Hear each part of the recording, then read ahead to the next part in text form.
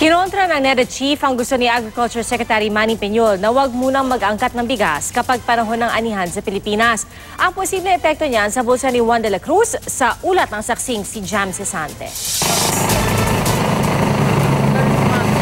Patakaran ng Agriculture Department, habang nag-aani ng palay sa Pilipinas, hindi muna mag-aangkat ng bigas. Kung sobra kasi ang bigas, masyadong mura ang benta nito at maliit ang kikitain na ating mga magsasaka. Ang sinasabi lang naman namin, i-defer muna kasi sasabay sa harvest . Pero sabi ng kapwa cabinet member na si NEDA Chief Ernesto Pernia, baka naman kulangin ang bigas at magmahal ito.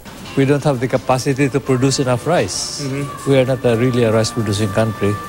Inflation will spike. How can a temporary deferment of importation cause inflation? Paano? Nangangamba rin ng isang grupong kinabibilangan ng mga ekonomista dahil magmamahal daw talaga ang bigas at baka maulit ang dating pagkakamali ng gobyerno. Peligroso yan sapagkat baka magkamali sila.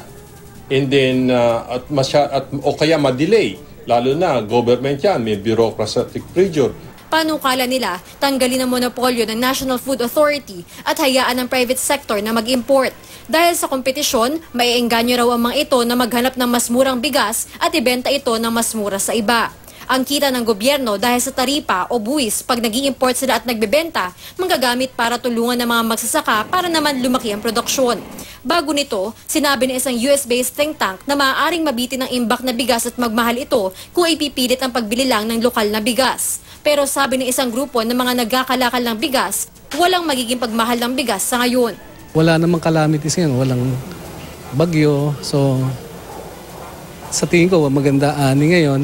So, from Region 1, 2, and 3. Ako si Jam Cesante, ang inyong saksi.